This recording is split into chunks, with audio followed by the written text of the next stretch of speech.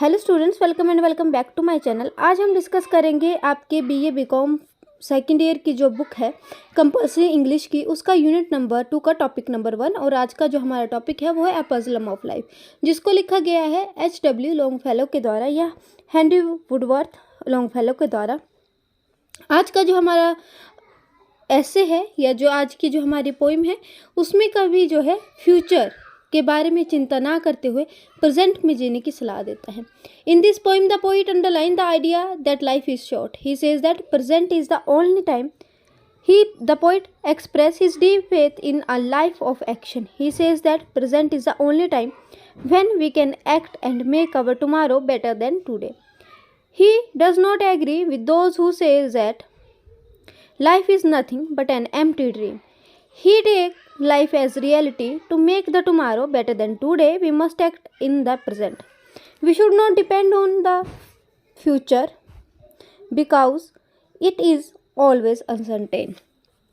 इस कविता में कवि इस बात पर बल देता है कि जीवन अल्पकालीन है। वह कहता है कि वर्तमान समय ही ऐसा समय है जब हम क्रिया कर सकते हैं, मतलब हम काम कर सकते हैं और अपने आने वाले कल को आज की अपेक्षा बेहतर बना सकते हैं। A puzzle of life Indeed N inspirational poem the it protest against the pessimistic belief which says dust so are to dust returns.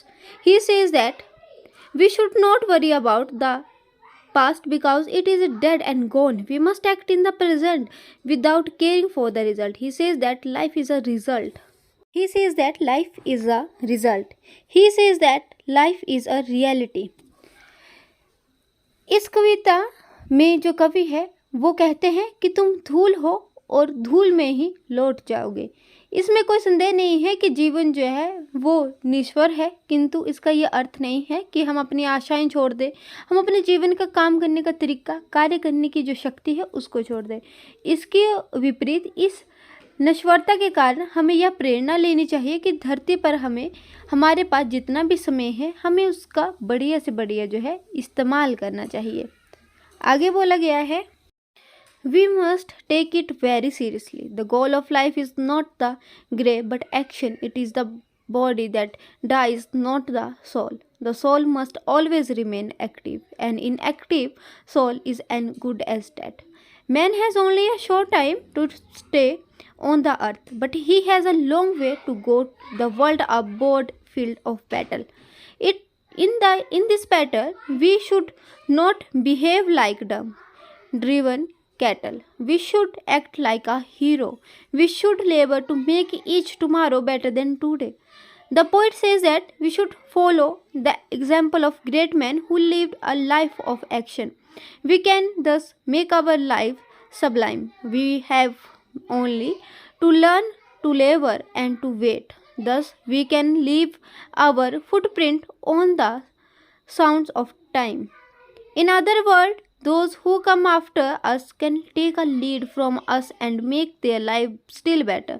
Says the poet, let us then be up and doing with the heart for any faith. कवि कहते हैं कि वे जीवन को जो है एक वास्तविकता मानते हैं।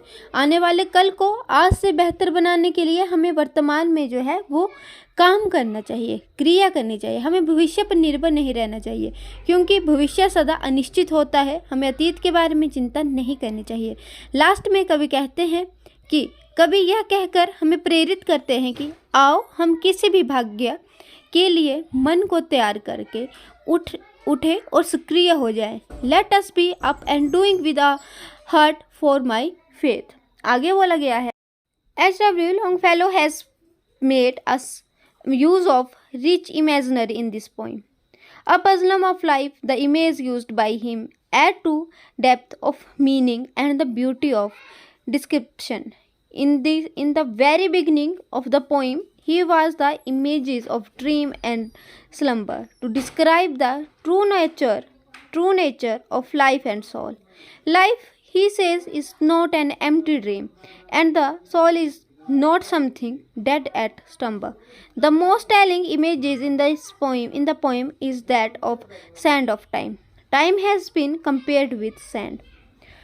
बोला गया है यहाँ पर लेखक के द्वारा कि एच.डब्ल्यू. लॉन्गफेलो ने अपनी कविता अ पजल ऑफ लाइफ में सुंदर बिंब चित्रों का इस्तेमाल किया गया है। जिन बिंब चित्रों का उसने इस्तेमाल किया है उनसे अर्थ की गहराई का वर्णन की सुंदरता को बढ़ावा मिलता है। कविता के आरंभ में ही उसने जीवन की वास्तविक प्रकृति का वर्णन करते हुए स्वप्न और नींद के बिंबों का इस्तेमाल किया। वह कहता है कि जीवन कोई खोखला स्वप्न नहीं है तथा आत्मा कोई चीज़ नहीं है जो मृत हो और गहरी नींद में हो। In conclusion we can say that poet compare time with sand, it leave no trace behind it but great man do leave their trace on the sand of time. Poet says that we should follow the example of great men who lived a life of action. We have only to learn to labor and to wait.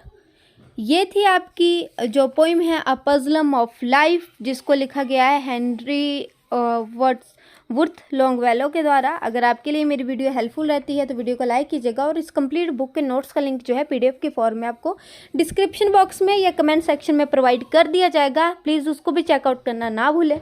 अगर आपके लिए मेरी video helpful रहती है तो video को like, channel को subscribe और अपने फ्रेंड के साथ ज़्यादा से ज़्यादा शेयर करना ना भूलें। Thank you for watching.